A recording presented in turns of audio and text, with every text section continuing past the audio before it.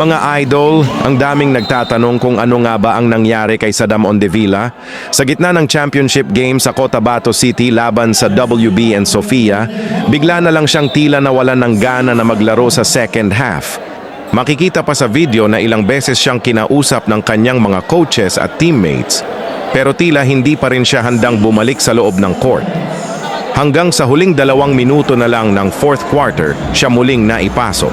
Ano nga ba talaga ang dahilan? Wala pa tayong kumpirmadong impormasyon, kaya iwas muna tayo sa haka-haka. Samantala, balikan natin ang napakalupit na ipinakita ni Saddam Ondevilla sa unang kalahati ng laban.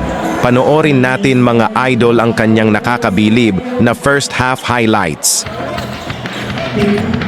Simulan natin ang istorya ko'y kanyang matalik na kaibigan. Ernesto ang aking pangalan. Kwento dapat niyong malaman.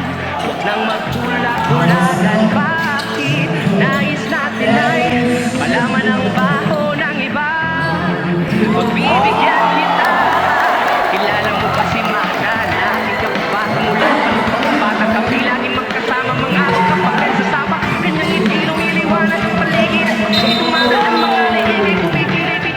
Nagagano ko siya ay nagdalaga. Tuwing kakusap ko na malimit na tutulala. Kahit may nararamdaman, pinilit kong isara ang bibig. Ang bitin ng puso para sa kanya sayawan.